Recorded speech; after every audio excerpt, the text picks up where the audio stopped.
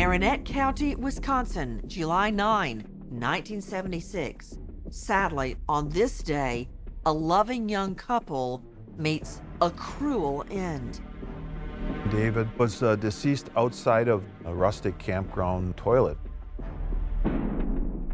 400 yards away, in ferns and bushes and brush in the woods, they found the female victim. What could drive a person to commit such a brutal act? This was sexually motivated. He wanted to sexually assault Ellen, but he had to get rid of David to do that. Other campers tell police a mysterious individual is lurking in the park. They saw an individual walking out of the woods carrying a rifle. Detectives pursue many leads, but the case goes cold. Police just ran out of options, ran out of possibilities, and nothing further could be done. This is the story of a 43-year-long search for the killer of a young engaged couple, a couple who have their whole lives before them. I'm Nancy Grace. This is Bloodline Detectives.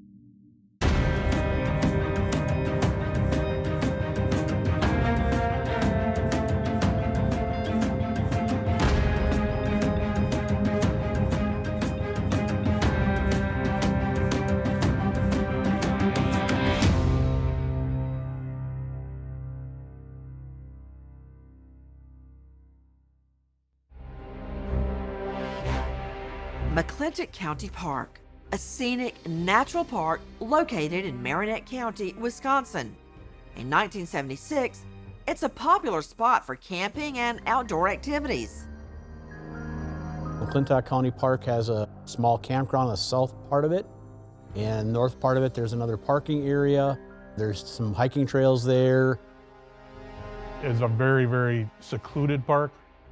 It's kind of a big circular driveway that has little offshoots that are campsites. In this seemingly serene park, a terrible discovery is about to be made.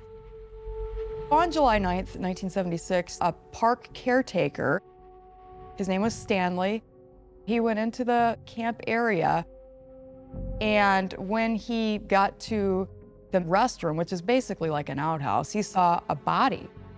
He went up to the male and couldn't get a response. There was no telephone in McClintock Park at that time. And right after he made this discovery, there was another man, Lance Temper. He and his girlfriend were happened to drive through the McClintock Park camping area. And Stanley flagged him down and said, hey, there's this man over here that's not responsive. Lance Temper was actually an off-duty Marinette police officer. And so Lance Temper went over and discovered that the male was deceased.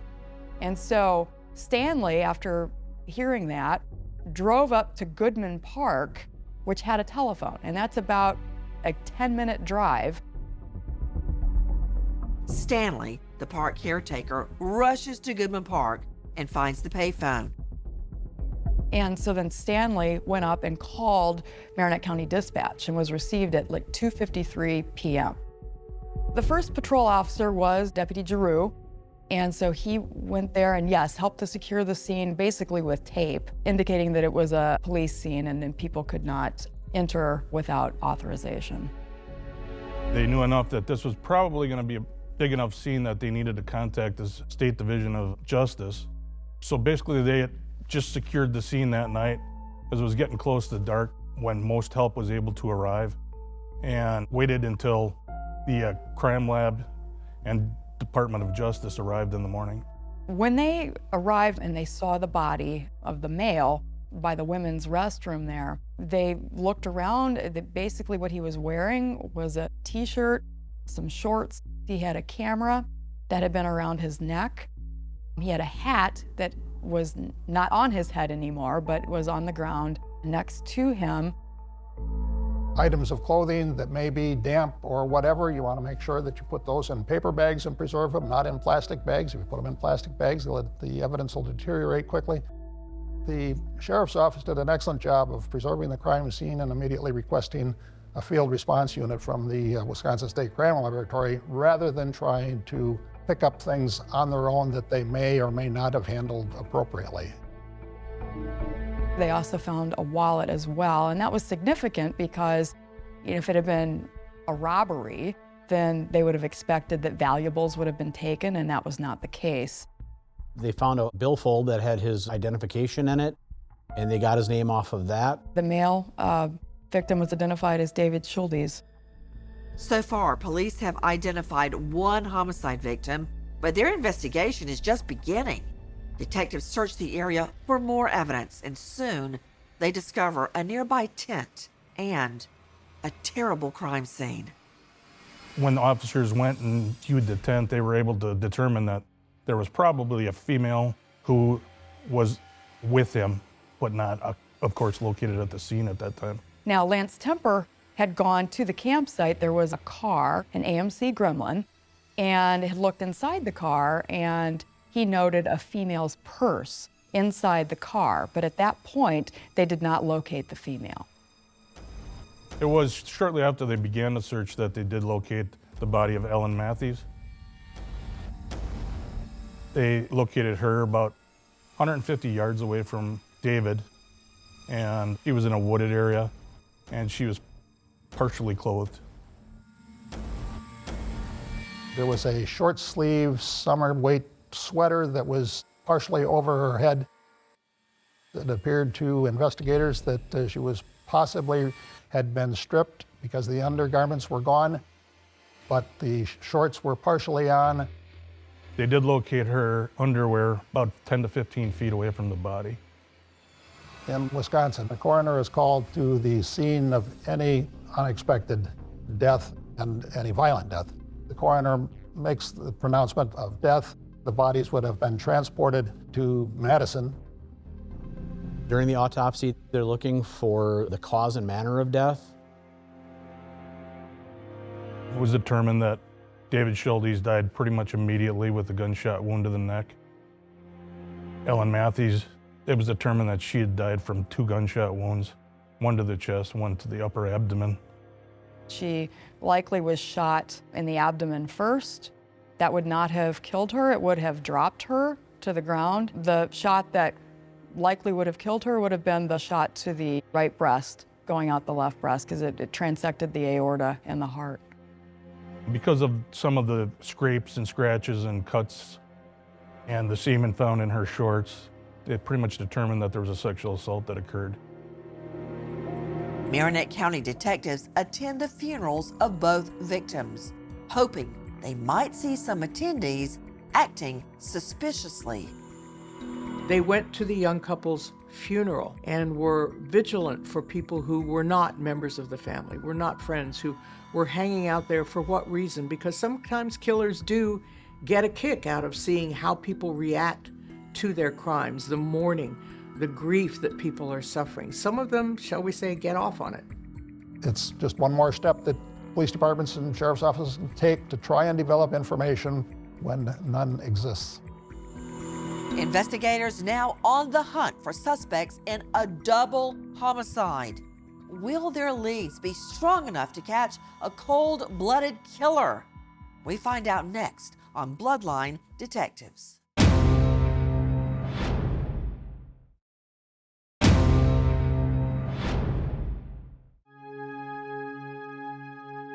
1976, Marinette County, Wisconsin. A young couple brutally murdered July 9 at a popular campground. The victims are ID'd as an engaged couple, 25-year-old David Schuldes and 24-year-old Ellen Matheys. David Schuldes shot in the neck. Ellen also killed by gunshot, but not before she's brutally raped.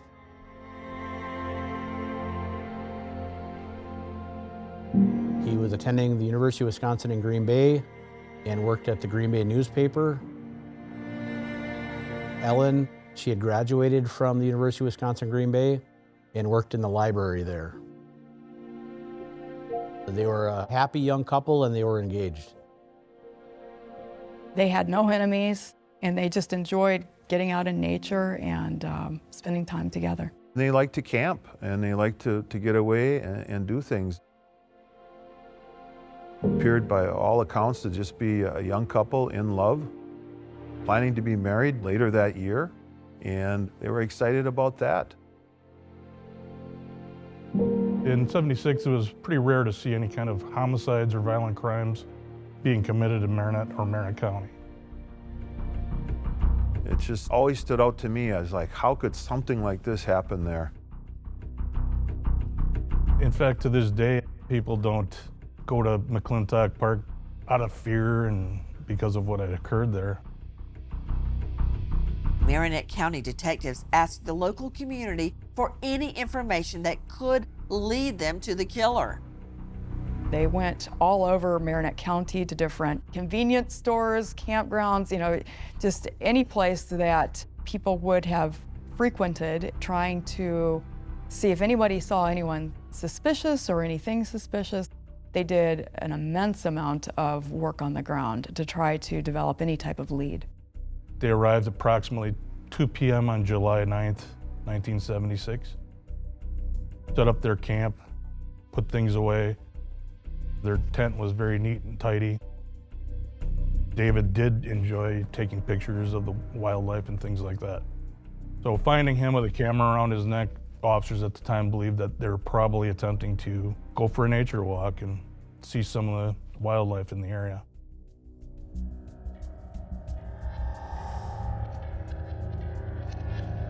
Ellen had to use the bathroom,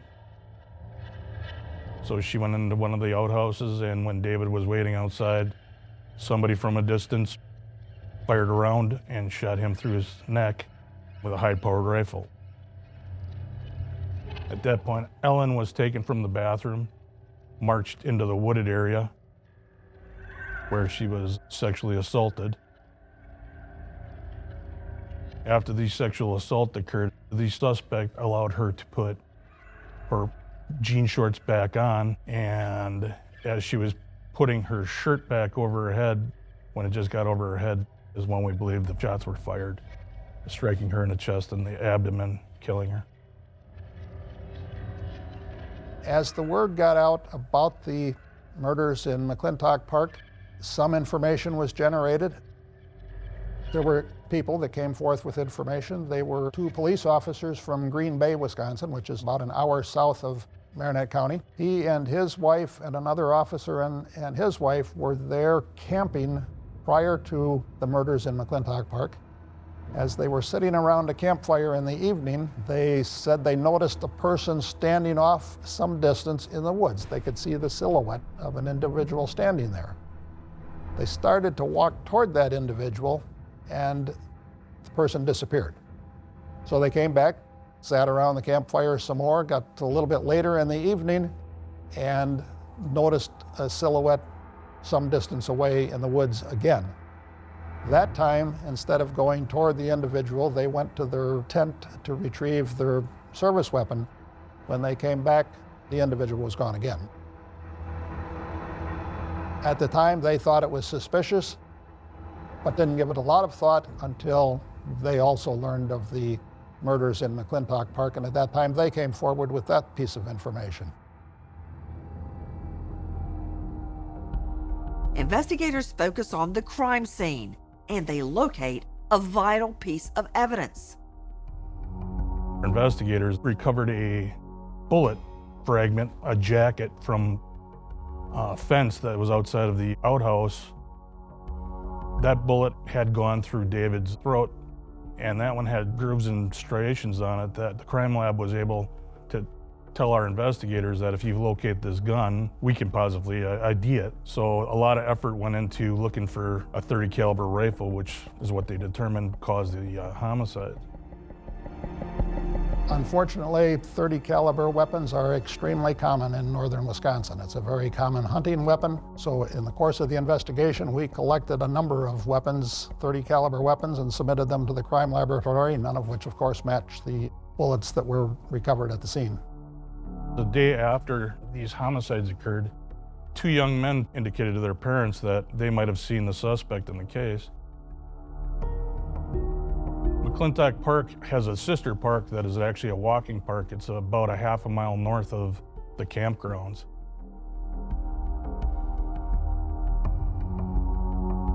And they had stopped there at the time, and they were walking around down by the river when they heard a gunshot. Sounded like a rifle shot. These were young men that were experienced hunters and grew up around that, so they knew what a rifle shot sounded like. Those two got back in the vehicle, and then they traveled out to the main road, and they drove south towards McClintock Park Campground. As they were driving, they look off to the right, and they see an individual who they described as about 20 to 30 years old, dressed in a military-style jacket, wearing boots, and carrying what they thought was like a .30 caliber rifle. And he was walking through the woods at a pretty good pace. They assumed he was about 15 to 20 feet away from them when they drove by. Unusual, but not unheard of. People do hunt out of season. That's called poaching. That does happen here. And so that's kind of what they thought was happening. Somebody was hunting out of season. And didn't give it a whole lot more thought until they heard about the homicide investigation. So they briefly caught a glimpse of this man and described that man to law enforcement as best they could. Law enforcement engaged the services of a composite artist, and they developed a pretty rudimentary sketch of this person that they saw. There was also, on the other side of the road from where this man had been spotted, the other side of Parkway Road, a Plymouth vehicle, and one of the young men was able to give a partial license plate. It appeared to be like a Michigan license plate. Well, obviously, one of the first things that we did was contact the Michigan State Police and got a printout of any license plate that could possibly come up with that combination. So law enforcement went off what they had, which was this person walking with the .30 caliber rifle and the description and the composite, as well as looking for this vehicle. They went and scoured all of the surrounding campgrounds or convenience stores, any place that may have information where somebody may have driven through. And so then asked people if they had seen a vehicle similar to the one found across the road, if they had seen anyone matching that description or seen anything suspicious at all, or if they had seen Ellen and David.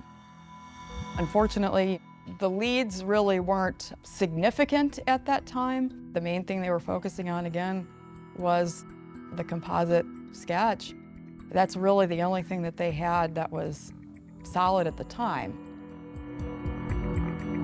Unfortunately, investigators cannot identify that mysterious man in the woods. Meanwhile, new leads are drying up. Weeks turn into months. Marinette County investigators are losing their momentum. In the later 70s, it really dropped off, not due to lack of effort or lack of wanting to solve the crime. They had gone through all the investigative leads that they could, and it didn't lead them anywhere to a resolution. The case may be cold, but Marinette County detectives will not give up in solving this double homicide. As the years pass, so do advancements in forensic science, and it offers new hope. Can the killer's DNA be the key to unlock this mystery? That's next on Bloodline Detectives.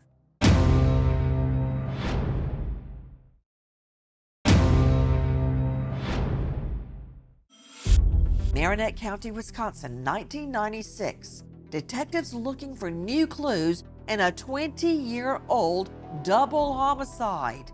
25-year-old David Schuldes and his beloved fiancée, 24-year-old Ellen Matheys, are discovered murdered in a campground, 1976. A double homicide investigation is active again, but new leads are scarce. Back in 1976, technology was a little bit different than it is now, and they relied heavily on fingerprints and serology and blood typing. The serology is like the analysis of fluids, and then blood typing, if they have blood available, they can like do a type of like A, B, O, or whatever. And in some fluids, like semen, some men are excretors, and you can determine their blood type because they are excretors. Typically, the best result comes from a blood sample. However, we also can get very pristine DNA samples from semen.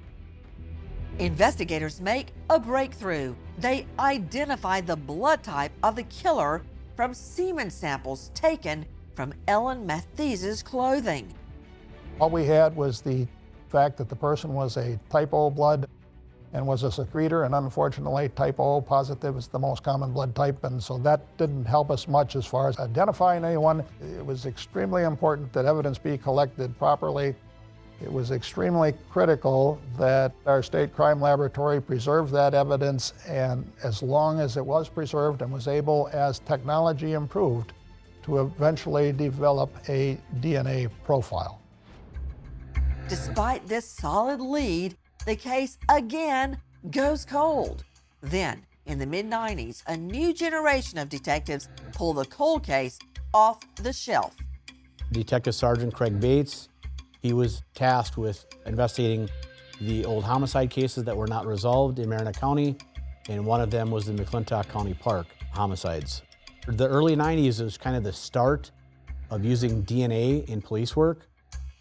Detective Bates learns about advancements in DNA profiling, and he hopes an updated analysis of the biological sample will lead police to a suspect. And he took some of the evidence from the case and sent it to a couple of different labs throughout the country that did DNA analysis, and they were able to develop a DNA profile from the semen that was in the shorts. That profile was entered into the CODIS, which is Combined DNA Identification System. It's a computerized database for known offenders and for unknown suspects, and they kind of compare them on a regular basis. So if you have an unknown suspect profile, you import that into the DNA database, and if it matches, you'll get a notification that there's a match. The results were negative. We weren't able to connect our suspect's DNA with any other suspects in the United States or any other crimes in the United States. Investigators still unable to locate a match for the suspect's profile in the CODIS database. Then, in 2018, they turned to Parabon Nanolabs, a DNA technology company based in Virginia. Parabon is a leader in forensic science.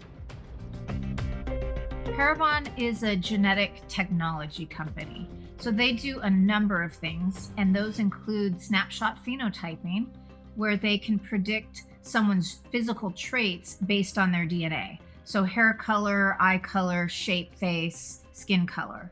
If they are contracted to do so from law enforcement, they can create an image that is an approximation of what someone would look like, just based on their DNA. So it's not meant to be a photographic image of somebody. However, it should be consistent with that person's traits. Detective Baldwin came in to see me and said, "We need to talk about this. We want your take on this. This is something we should pursue in this case because we have this profile." When I started watching what Parabon Nanolabs was doing and CeCe Moore's work and her associates' work, I almost came off of my chair. I remember thinking, my goodness, yes, we have to do that. We primarily work cases where there's an unidentified violent criminal, a rapist or a murderer. Many of these cases are very old. They've been cold cases for years or decades. We also work some more active cases. So what we are trying to do is help law enforcement identify the person responsible for a violent crime. And if it's a more active case, we might even be able to help them stop that criminal in their tracks. Then we coordinated with the crime lab and them to provide the DNA sample to them so they could do their work on it.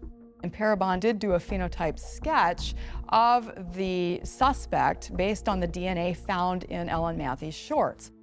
They told us that it was a male primarily of Northern European descent, fair complected, either like reddish or light brown hair, blue eyes, and probably had some freckling.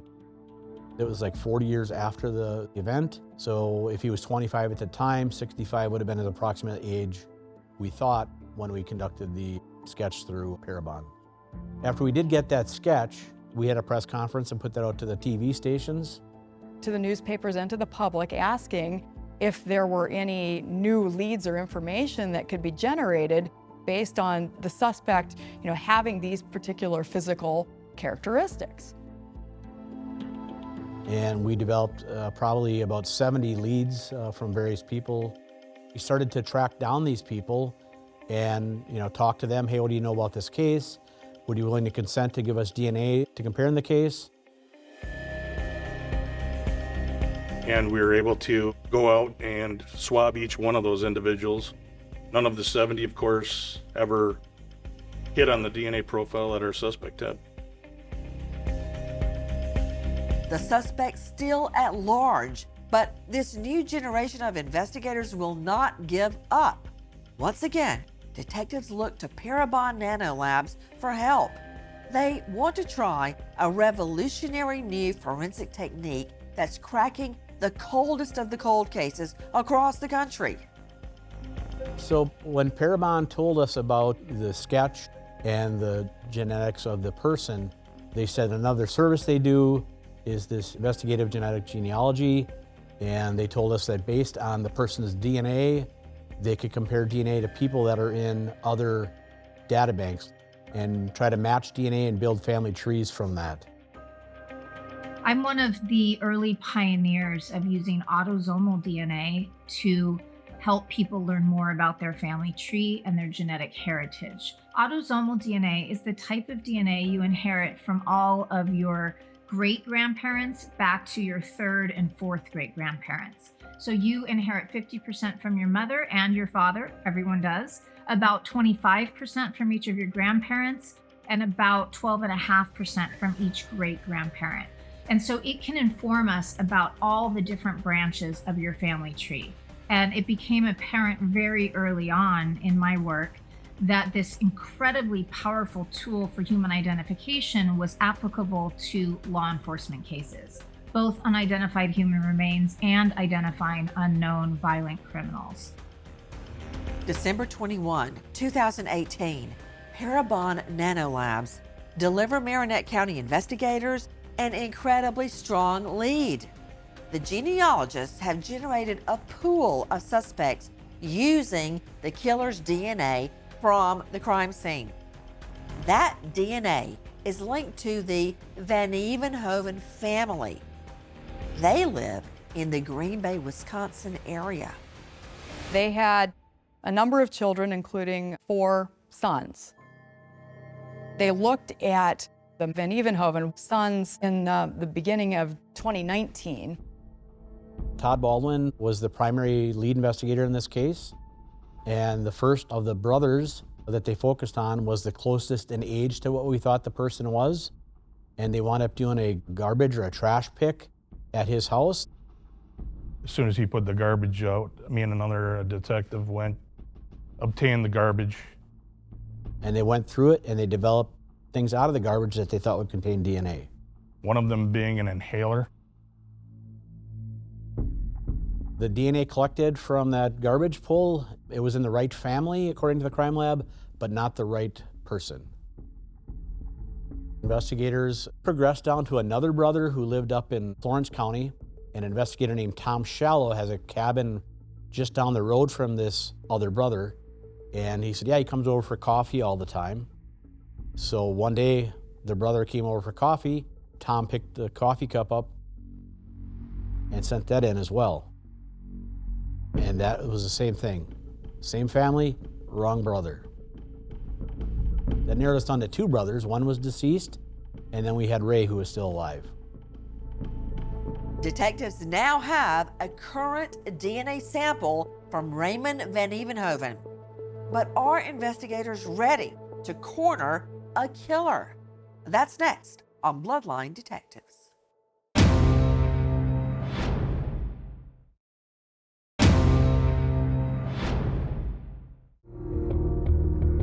Marinette County, Wisconsin, 2019. Detectives investigating the 1976 murders of 25-year-old David Schuldes and his fiancée, 24-year-old Ellen Matheys. The two found shot dead in a local campground. Now, over 40 years later, police narrowed down the suspect list to one of 4 brothers. His name, Raymond Vannieuwenhoven. Rayman lived in a real remote area on a dead-end road, and I surveilled him for approximately a month, was unable to ever obtain any kind of DNA left behind from him. And he also didn't have a garbage pickup where he was located. You had to take your garbage to the dump. So it was going to be hard to obtain garbage from him. So I asked an individual I used to work with quite often if he could do something for me and try to obtain Raymond Vannieuwenhoven's DNA.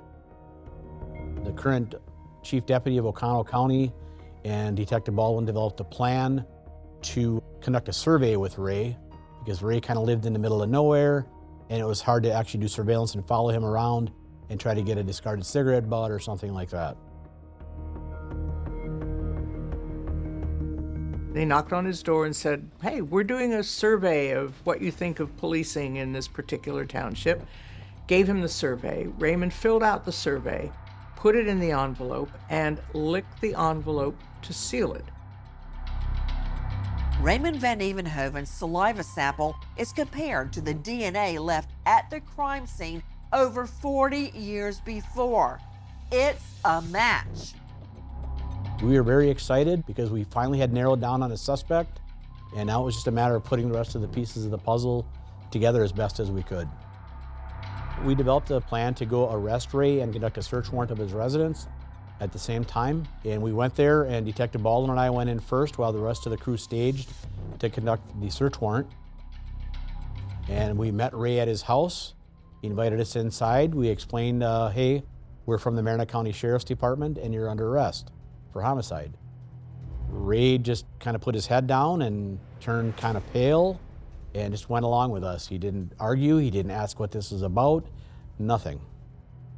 Throughout the investigation, we were under the impression that the suspect was going to be probably in his 60s or so. I never expected that I'd be handcuffing a 82-year-old man for first-degree homicide. We were hoping we could find the murder weapon or some kind of evidence. Ultimately, we did find a .30 caliber 30-30 rifle in his garage. They found some shell casings. They sent those off to the crime lab, but those were not a match for the bullet fragments that had been found at the crime scene. But again, this was 40-something years after the homicides. Very likely, he just disposed of any shell casings that was used. He grew up in the rural Green Bay area, in the Suamico area. He worked as a metal worker his entire life, and we were told from talking to people that he was either working or he was drinking and drunk and angry. Raymond was 20 years old in 1950 when he was arrested for attacking a couple of teenage girls, a 17-year-old and a 16-year-old. The 17-year-old was walking with friends when he grabbed her and pulled her into a cemetery. She was screaming and her friends came to her aid. He was already married, but he attacked these 2 young women. He spent 6 months in prison, and that seemed to be that, although nowadays we would put him on a sex offender registry, which would flag him in a way that didn't happen back in the 1950s and 60s. Marinette County detectives finally have a prime suspect in the double murders of David Schuldes and Ellen Matheys back in 1976. The suspect's name, Raymond Vannieuwenhoven. And as we see next on Bloodline Detectives, it's time to confront him.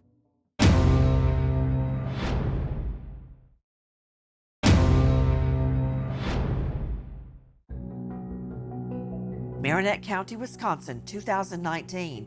Detectives questioning Raymond Vannieuwenhoven in the 1976 murders of 25-year-old David Schuldes and 24-year-old Ellen Matheys. Vannieuwenhoven accused of shooting both and raping Ellen Matheys. And then when Detective Baldwin kind of brought out the pictures of the victims, Ray got kind of angry and really defensive. He didn't show any signs of sympathy for the victims or any remorse for what he'd done. And claimed to have absolutely no knowledge of the crimes of David and Ellen. Why you kill these two people? Why did you do that? Well, you killed them, Ray. You killed him. You meant I did.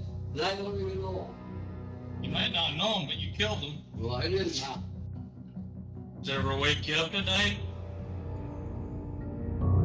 Ray, does it ever wake you up at night? This doesn't ever cross your mind, ever? Nope, never? So what you did there doesn't even matter. Don't even care. You remember the blood flying out of her when you shot her, Ray? And then shooting her a second time. Did you shoot any goddamn body? You shot him. I did not. You shot him. I did not. You shot him once. I did not. You shot him. Yes, you did. You did. I did. You did. I did not. You did. No, I did not. Well, then how did your semen get in those shorts, Ray? I don't know how to get there. Put it there. How would I get your semen? Well, give me shit for me either. I'll tell you how you did. You sexually assaulted her. No. That's all got there. No. He was charged with 2 counts of what was then called first-degree murder in the Wisconsin statute. The sexual assault charge we could not go forward with because at that time there was only a 6-year statute of limitations, and that had expired.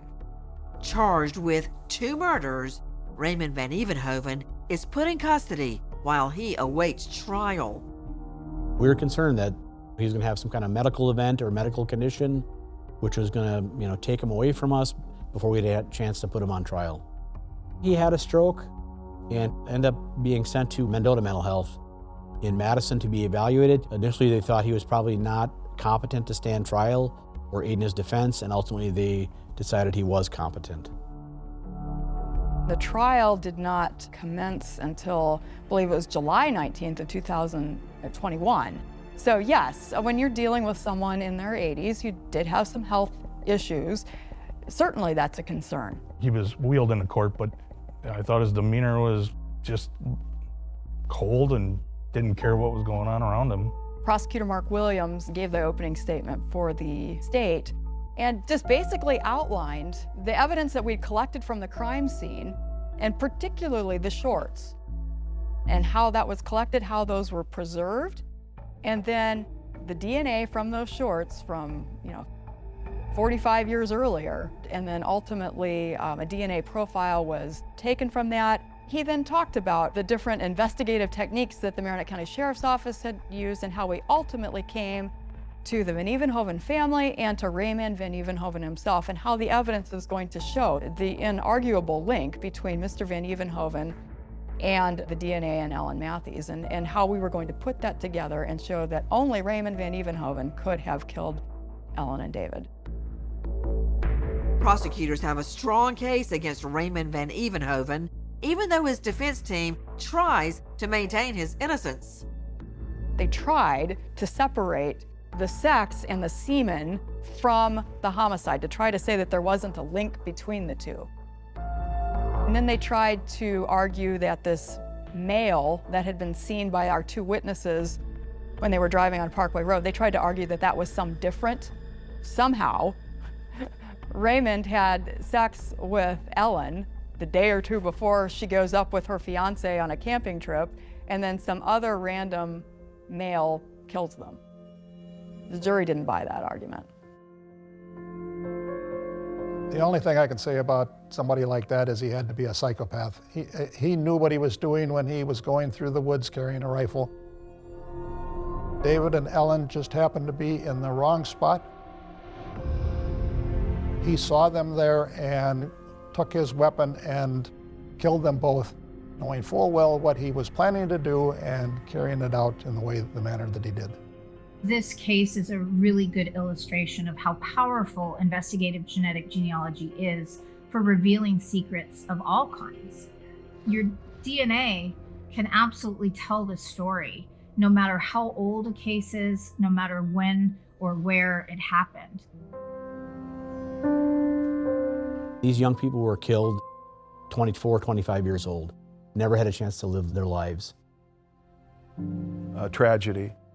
He went on with his life for that long, and Ellen and David were taken as mid-20s, a vibrant young couple. Didn't seem fair, didn't seem right. But in the end, justice was done, and we're proud of that.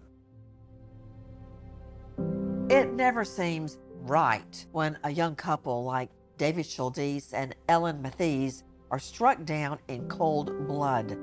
Their dreams of a life together with a family are shattered forever. But still, thanks to the Bloodline Detectives, a form of justice is served up with the conviction of their killer, Rayman Vannieuwenhoven.